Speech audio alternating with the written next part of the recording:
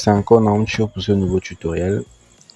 La dernière fois, nous avons commencé à construire notre interface de calculatrice et il est question pour nous cette fois-ci de continuer avec cette calculatrice. Déjà, il a été fait la dernière fois une petite explication par rapport au fonctionnement des formulaires. Et là, nous allons continuer dans la conception de notre calculatrice. Voilà. Nous allons ajouter notre bouton et là nous allons modifier la propriété texte. Bouton 2, on a le bouton 3 ici. Voilà, option, je sais pas, option diviser. Voilà, ça c'est bouton 4, bouton 5, bouton 6, option plus, encore une autre vague de boutons, bouton 6, 7, bouton 8 et le bouton 9. J'ai l'impression qu'on a oublié le bouton 0. Ça c'est le bouton moins. Et on voit ce qu'on a ici. On a une autre rangée en bas, le point égal divisé. Voilà, c'est facile. On sélectionne, on copie, on colle. C'est facile. Le point.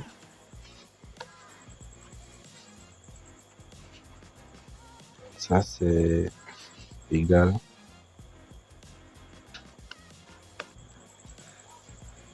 Et ça c'est divisé. Bon, on peut permuter. On va appeler ça fois. Donc fois va venir à la place de diviser. Voilà. Maintenant on peut tout sélectionner et on va un peu redimensionner ça pour que ce soit un peu plus grand, que ça occupe toute la page. Voilà. Trop grand.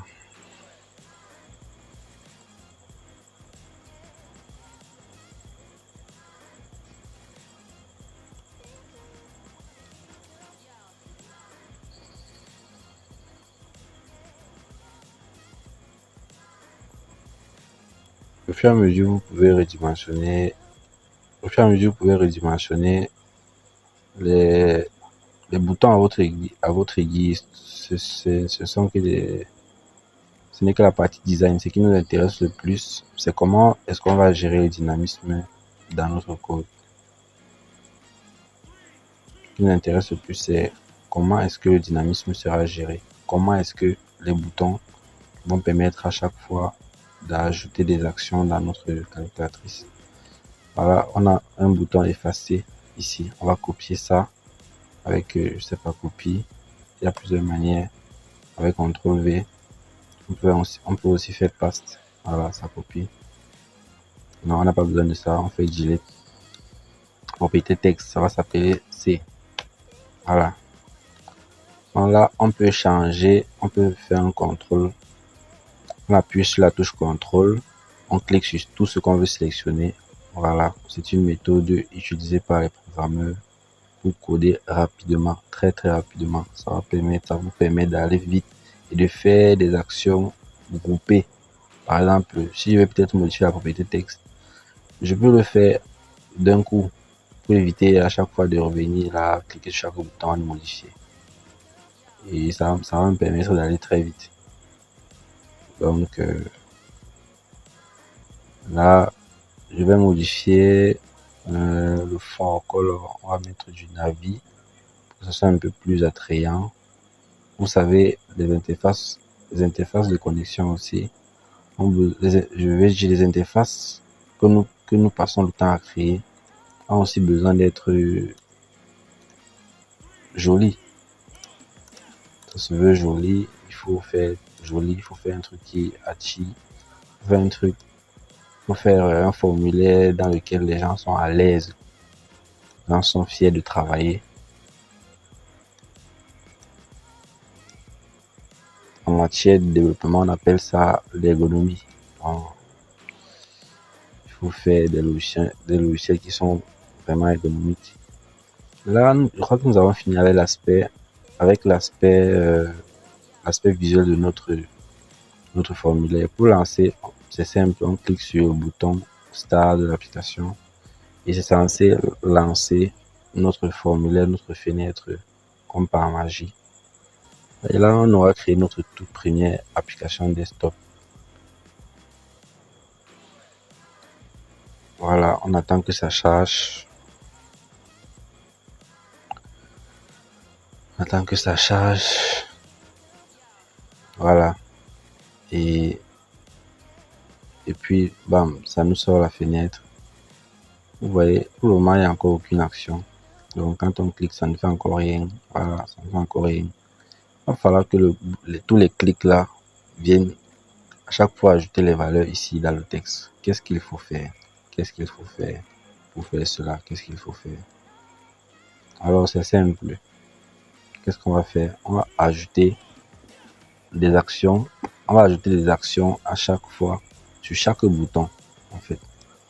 Maintenant, il faut savoir que en programmation orientée objet, chaque événement qui se fait, en fait, chaque action dans une fenêtre, ce sont des événements. Et maintenant, ici, Visual Studio, l'application nous propose d'avoir ici des événements répertoriés pour faciliter la tâche au programmeur, en fait. Donc, si je vais par exemple ajouter une action ici sur le bouton 1, je clique là et je sélectionne l'action que je veux. Ici, je veux par exemple un mouse click. Voilà, un mouse click. Je peux directement double-cliquer sur ça, comme ça. Et ça va directement m'amener dans le code source. Là, dans le code source, j'ai la possibilité de pouvoir entrer ce dont j'ai besoin. Maintenant, qu'est-ce que je vais faire? Il faut que au moment où on clique sur ce bouton, ça vienne ajouter la valeur 1 dans ce champ de texte. Qu'est-ce que je vais commencer par faire? Il me faut d'abord renommer ce champ de texte pour pouvoir l'utiliser dans le code source. On renomme le champ de texte comment? Il y a une propriété ici qu'on appelle la propriété name. Là, je viens juste là, je l'appelle par exemple txt valeur. Je tape sur entrée. Là, j'ai changé la propriété texte de ma calculatrice. Où en étais-je? Dans le formulaire, dans le code source du bouton 1, on a par exemple ce bloc de code. En fait, c'est une fonction du mouse click. Là maintenant, qu'est-ce qu'il faut faire? Il faut ajouter la valeur 1 au champ de texte autant de fois que ce sera cliqué. Donc, on va faire un txt valeur.text égale à la valeur plus 1. En fait, donc là, on vient d'ajouter la valeur à chaque fois qu'on va cliquer. Donc, vous allez voir à quoi ça va ressembler. Donc, si je clique sur 1,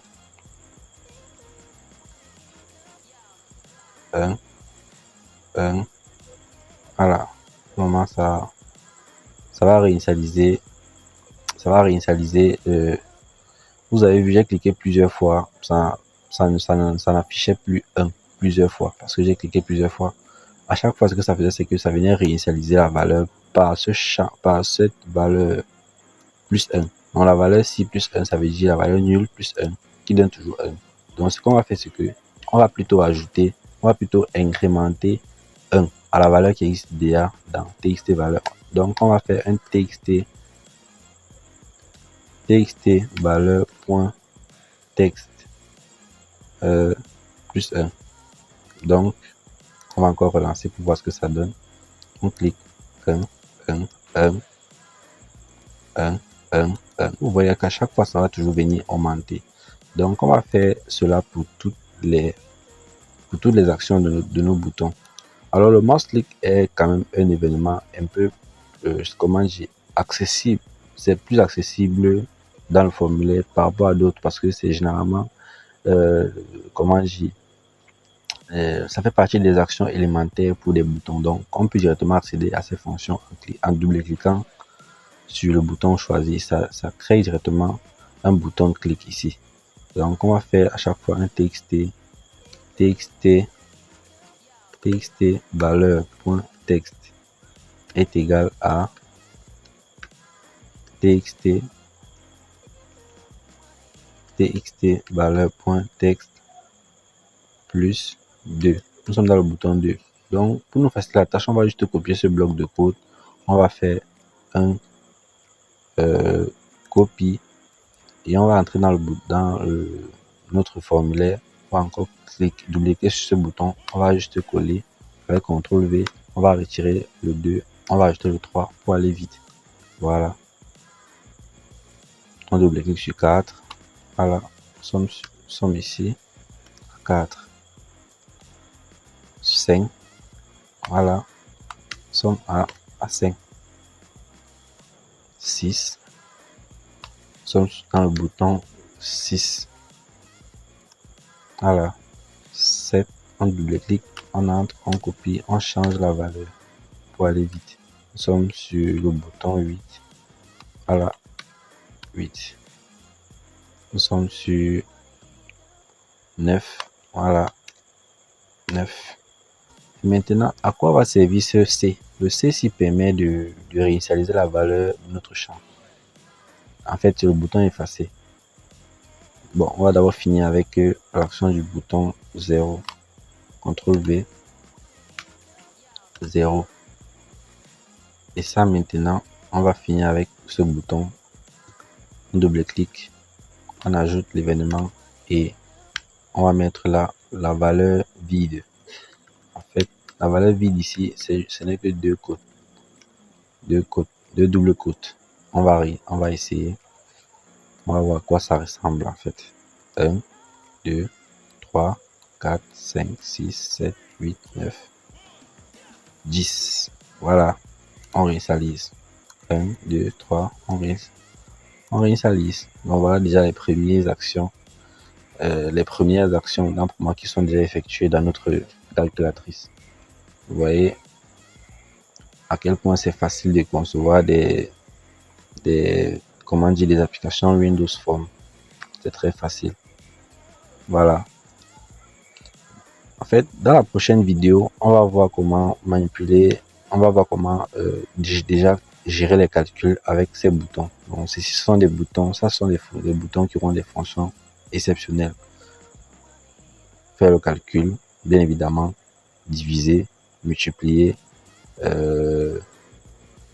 soustraire et additionner. Donc dans la prochaine vidéo, on va ajouter ces actions à notre calculatrice. Merci, c'est tout pour cette vidéo. Et à très bientôt pour qu'on puisse terminer ce qu'on a commencé.